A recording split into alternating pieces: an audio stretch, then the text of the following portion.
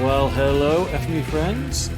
Welcome, and thank you to everyone who's tuning in today. Although we don't seem to have that many today, but to me, that we should do. This is a big deal, and everyone was upvoting this idea on the community, weren't they? So I thought we might get more people. But still, if you're watching this on video, thank you anyway for watching, regardless.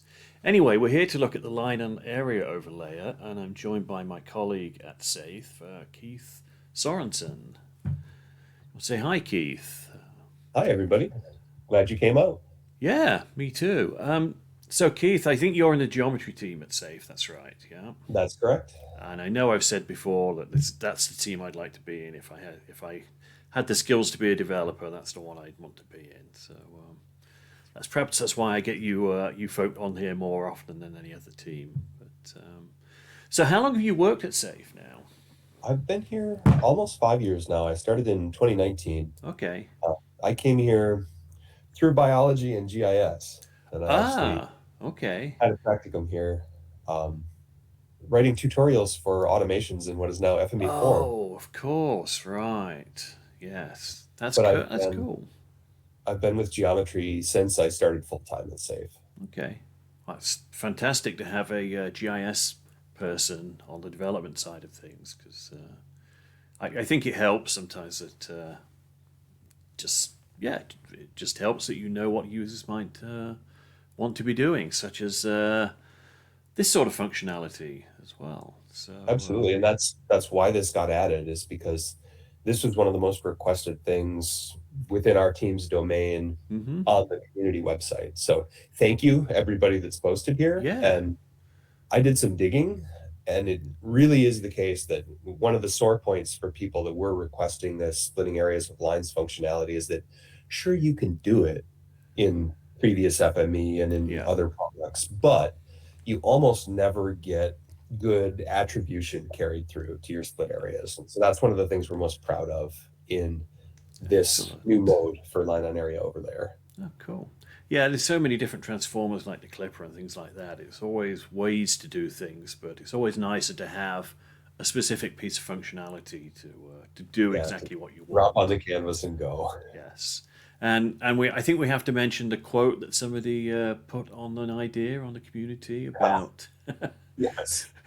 even a what was it, a 7-year-old kindergarten student can do this? Yeah, I think it was that even kindergarten students can divide areas with lineworks, and they can tell you which pieces belong to which areas. Absolutely. So yeah. So I think I said in my invite to this this webinar that if FME is nearly 30 years old now, so we really should be able to do this by now. So we have our kindergarten diploma. Yes, exactly. Well, okay, so I see we've got a few viewers, so if any questions, please do let us know at any point, and I'll pass it over to Keith, and please show us what you've got. Great. So I whipped up a little demonstration with public data from our fine city of Vancouver here, and I just grabbed a few parks. Mostly we'll be looking at this big one. It's called Stanley Park. You may know of it if you've ever visited the Lower Mainland. And what's interesting about it, for the purpose of the demonstration here, is that there are all kinds of different walkways and streets inside the park. And this line work even has a few little disjoint guys kind of hanging off here. And if we... Is that where the bits have fallen into the sea or something, maybe? I don't know. Possibly, or maybe it's just there are only little segments of walkway between play spaces. Okay. I'm sure we could download many other layers of different city facilities and find out why is there a little dashed line here. But if we take a look at the input overall, so you can see all those little segments are inside. This will be important later. And then we've got streets that are divided up into several features. Yeah. And they've got some attribution. It doesn't matter exactly what for our purposes here. Okay. But LineOnAreaOverlayer looks basically like it has always done. We were able to add this kind of inverse mode because for many years, LineOnAreaOverlayer has divided line work or any kind of curves really wherever they crossed area boundaries. Mhm. And so we've just added this new parameter here, mode. Instead of splitting lines with areas, which is the old only mode that used to be here, it's still the default mode. But if you want this, you can select split areas with lines. We still will output an attribute that we're still describing as overlap count. This was more straightforward in the splitting lines with areas because literally every time the line got split, we implemented that count. Yeah. But this does not mean in this new mode that we count all of the lines that interacted with an area. Overlap count when we're splitting areas only counts how many lines participated in the output boundaries. So if we had a circle that we just cut in half, that overlap count would be 1. Okay, that makes sense, I think. 2 lines meeting in the middle of a square. We'd have this corner and then this L coming out as areas, and both of them would have an overlap count of 2 because there were 2 line features that participated in chopping them. That makes sense. That's documented, it's in the help, but it's something to keep in mind. If you really wanted to know exactly how many lines overlap this area, the spatial relator will already give you that. Yeah. So we wanted to make something unique with just the features that were important in the interaction that only this area splitting mode can do. Ah, super. But again, we really like to hear back from people that are using this, because if left to our own devices, geometry will make really fun things that we think are nice and formally correct. But if it doesn't fit your actual organizational needs, then, well, it won't get used. That's true. That's true. So yeah, any thoughts from anybody, please do let us know on the community or through the support channels. We'd love to hear what you want and what you think of what we've given you. So, and one of the things that we are excited about giving you here is merging attributes both onto the line work and onto the split areas. And so again, onto the areas, we're only going to merge attributes from the curves that actually participated in splitting. So if we look at this input case here, these, well, I can't even select it because it's underneath the area, but you can see those tiny little bits of path that aren't connected to anything. Those are not going to contribute attributes. Got you. Okay. So use a spatial relator if you want everything. But if you only want who's participating in these chopped areas, this is your function. I think that makes sense, yeah. And the options for conflict resolution and accumulation mode are the same as they are elsewhere. So I'm sure if you've handled attributes in FME, you are a pro at this already. We can also generate lists if you absolutely have to have every scrap of information about every feature. So if you look in the output here, so we're looking at the area output now, and perhaps I'll go downstream. I put a feature color setter just so you can see that these really truly are multiple features. Wow. From the same feature. And we'll look at this little noodly one that goes all the way around the outside. Then if you look at the overlap count, 44 different segments of road participated in making this output area boundary. Fantastic.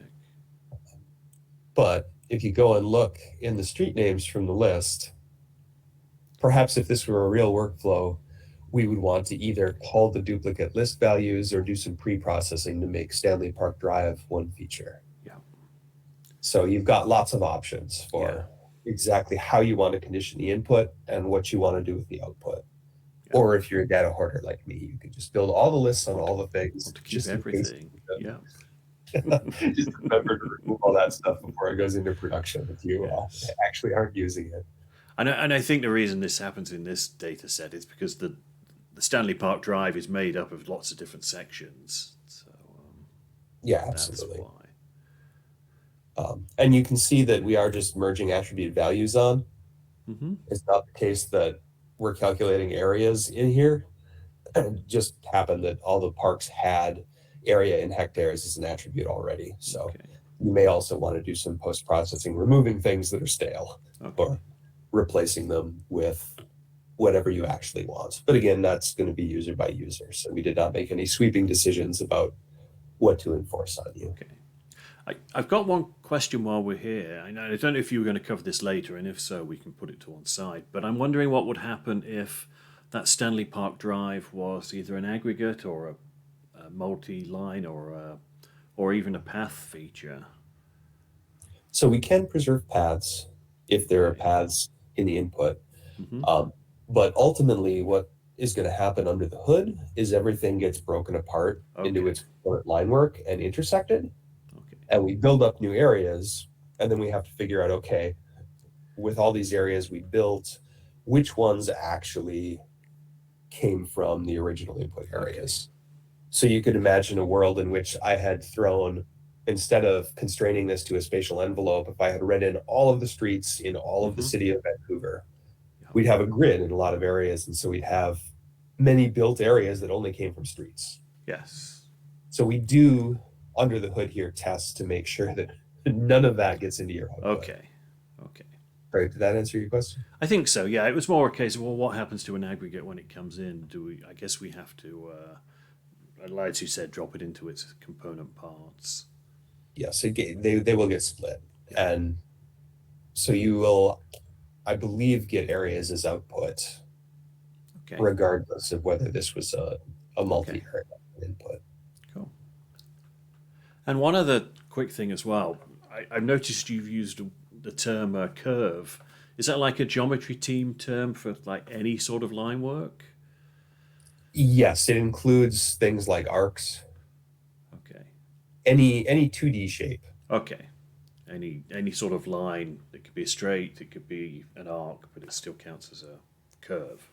Yeah, so if you've never done it before, if you Google FME geometry hierarchy, and be careful not to look only at one of the old release versions. I think that it's still the 2017 version that has the most hits on Google.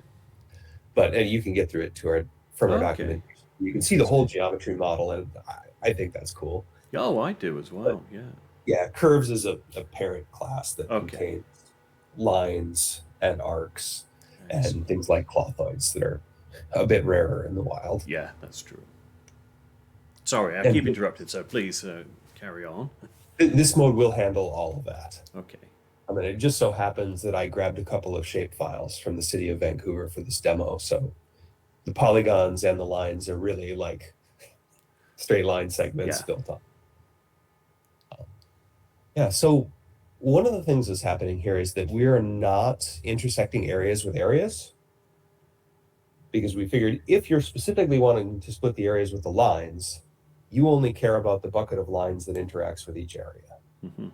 So even if, like, this data set is nice and clean, there's no overlap among areas, but we could just as easily have done this with like maybe habitat zones within this park, and maybe there's some overlap among those.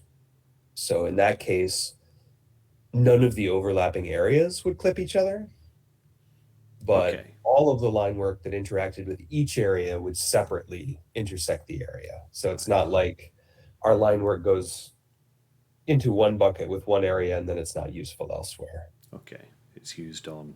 So even on overlapping areas, the same line through the middle would count for both of them. Fantastic. And so one consequence of that too is that in the output here, like our lines know either that they didn't participate in chopping any areas, or for the most part, they chopped exactly one area, and there are a couple in this data set that made it to more than one. Ah, cool. But they don't know, like on the area, I can answer the question, for this output area, how many lines chopped in? But I can't answer the question, the input that generated this output area, how many pieces was it chopped into? Right. So an easy way to do that would be just to throw a spatial relator downstream. And so you can see Stanley Park, the big one that we cared about, 38 had pieces. 38 sub areas that it was chopped into. And that's these colored guys here. Super. So that's sort of the basics of this. Is there anything else that anybody listening in today would like to know? No questions so far, but if there are any, I think one of the things you mentioned earlier when we were chatting was that you can create donut polygons from this. Is that something Absolutely. you wanted to show? Sure. And so the reason we decided to do this is that you may be interested in some kind of connectivity analysis. Mm-hmm. And so there might be closed line work or line work that builds up to become closed inside your areas. We could preserve, if the input had been donuts, like say this whole piece of Stanley Park wasn't a park at all, but maybe the Vancouver Aquarium over here had its own separate piece of property that was a park.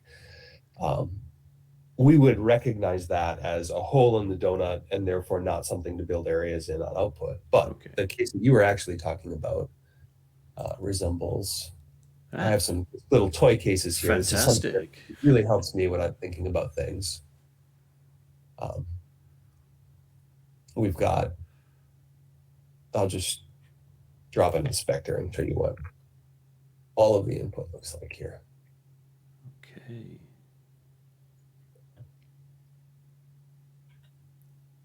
So we have a closed loop line, that's this diamond in the middle of this rectangle. And I set some geometry properties on each just to prove which feature the information is coming from. But you can see on the line output, we get one overlap. So I cut one area. And on the area output here,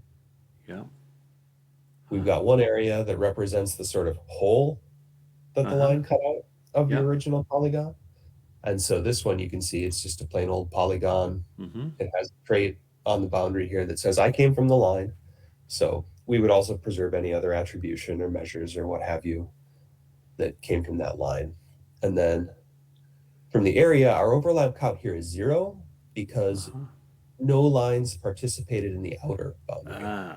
Okay. I'm very curious to hear from folks out in the wild using this, whether you would rather this be 1. Because in fact, this is now a donut. The outer boundary only comes from the original area. It's totally unaltered. That's why right now we're outputting 0. Wow. But we've got this inner boundary that came entirely from the line. So in total, there is a boundary segment that came from the line. So there's a strong argument to be made that this should really be 1. Yeah.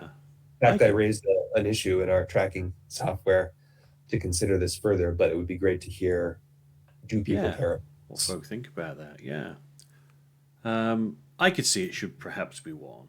That would be my opinion anyway. But that's my thought too. And so I suspect that we will change that pretty soon here. But yeah, I hadn't even considered the scenario of a line inside the area being closed and therefore creating a donut. That's pretty wild. And the more line work you get, and the less topologically clean your line work is, the more likely you are to get little things like this. So if you do have like a stream network or a road network or anything with many lines that are often meeting or branching, it might be a wise idea to clean that so that you're not getting, like, if your stream branches to make a Y, you don't have some little nonsense like this where 2 of them meet here and 2 of them meet here, because then you'll be making another little chopped area. Okay. Something like this. I think I see what you're saying there. Yeah. So you just want to make the errors in your input data set be so small that you can get rid of automatic tolerance will get rid of them. Yeah. Or, I mean, you could set this yourself if you know that you're working in like a UTM system where the numbers are pretty big. You can fiddle until you get something that gives you a clean output. Okay, that makes sense. Cool. So did you have, obviously you have a few other edge cases here. Do you want to show just a couple of these? Yes, I think that would be fun. So one of the things that sometimes happens in other transformers is that we give users the choice to decide if one input is on the boundary of another input, do we count that as in or is that out? Mm-hmm. Here we've made the executive decision that we're going to prefer segments from the area if at all possible. Okay. So no matter how many pieces of line work are stacked up on an area boundary, if there is an area boundary there, that's the piece that we're going to put at output. Okay. And so to that end, here's a little toy case where we have, again, our trusty square, and then this funky line that starts outside, goes along the boundary, then cuts a corner off, but also occupies an entire side of this corner piece. Right, yes. Okay, I think I see what you mean now. So when you output the area. Yeah, and so I've put a trait on each of these. Yeah. Started out life as an attribute, but I used a geometry property setter to say, hey, I came from the area, or hey, I came from the line. And on output, the line says, hey, I cut somebody. Yep. And the trait says, I'm from the line. No area pieces were put on me. Okay. That's that makes the sense. input here, and it's analogous to the area output in the old mode of this transformer. And then area outputs here. So our little corner piece, we can see that our boundary is a path because we have some segments from the area and some segments and one segment from the line. And this segment that says I'm from the area, hey, look, it's got all the area vertices. And the segment that says it's from the line is the one that's interesting. That's something I was looking at the other day, and I couldn't figure out why did it output that as a path. I couldn't, like, why wouldn't it just do a polygon? Okay, now I know. One of our principles is that we want to preserve as much information as possible throughout the translation. So if we're building up a boundary and we know, hey, part of this came from one thing and part of it came from another, and we have some kind of information on the geometry, we want to preserve that. So those traits might have been something that has cleared up quite a lot for me. Linework might be like surface. Maybe we're a gravel road or an asphalt road or concrete. Yeah, nice to keep that. That's fantastic. Yeah, I mean, that totally caught me the other day, and I couldn't figure out why. And I think if I didn't care about that for our users, I think there's a geometry refiner transformer that would refine that line into a plain polygon if that's what you wanted. But then, of course, you'd lose that bit of information. So, wow. Oh, and one other interesting thing here that might be useful for people. So this side, on the right side of the up shape here, if you'll remember, the line came down about here and then left. Oh, yeah. That's right. We did not use the line segment, but we kept the vertex. Huh. Where the line that did the cutting actually came in and tried to participate in this boundary. Huh. So in case you need that information, it's still there. Yeah. But the input area, the parts of it that we wanted to keep, we kept. Fantastic. I love it. I mean, it just shows that you've really thought about this functionality in depth and made sure it meets as many use cases as you can think of. So I'm totally impressed with that. Thanks so much. I hope that it helps people out there in the wild. And please do, if you try this out and there's something that you'd like to see it do in addition to what it does or instead of what it does, you could raise a case, you can raise a community suggestion. Yeah. All of that is super helpful to us. Yeah. I mean, I think we had 4 different ideas asking for this. That's where the impetus came from to do this. So if you're wondering whether your votes and your ideas come to anything, well, yes, they do. And this is a great example of that. So, and our team had spent much of the FME 2023.0 development cycle working on bulk mode performance improvements. Right. Which is awesome. And we've increased the speed of many geometry transformers by several times. Wow, so that's great, but it's more transparent. So it was fun that we also got to put in this shiny new toy that's you right. can interact with and not just have less Yes. time to get your coffee while your workspace That's runs. right. So a kindergartner might be able to do this as well, but can they do it as fast as us? I don't think so. Probably not. No bulk Not mode in. scale. No, no bulk mode in kids.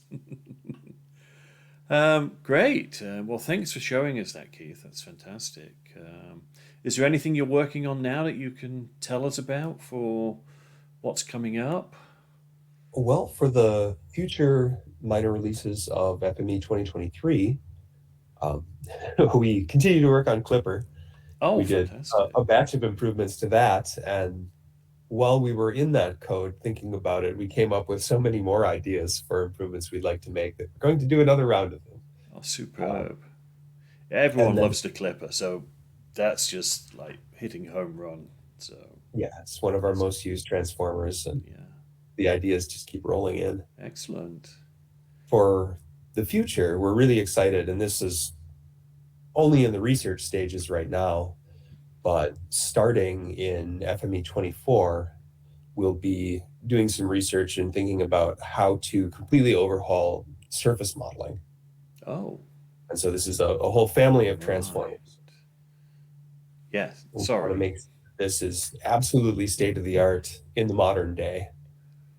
That's great because I know that I'm 99% sure that Don wrote that code when he was doing development, and that was a long time ago. So if it's not been Yep, data touched has since then, changed, processing abilities have changed, and absolutely, our yeah, algorithms too will now change. fantastic. I think a lot of people will be pleased to hear that, and I think I mentioned it to somebody that contour generation would be. That's always my the thing I don't like about that surface model. Yeah, at the So user conference, that was something that folks definitely pointed out to us. So we're yeah, excited to make something that meets their needs and that's actually gets them yes, excited about using it rather yeah, than, oh, well, absolutely, if we glued yes, these together here, why? yeah.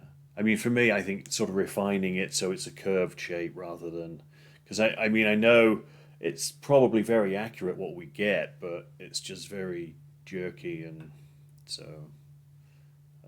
Anyway, that's fantastic to hear. So, well, I think we'll say thank you again to Keith for presenting that. And anytime you want to come and present something else, just let us know, or we'll bug you and pull you online.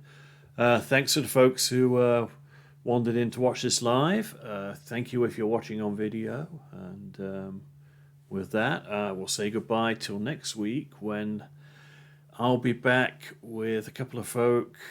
Um, Aidan and Dave, and we're going to be talking about the Revit writer. So that's going to be a really big one next week. So join us for that. But once more, from me and Keith, goodbye.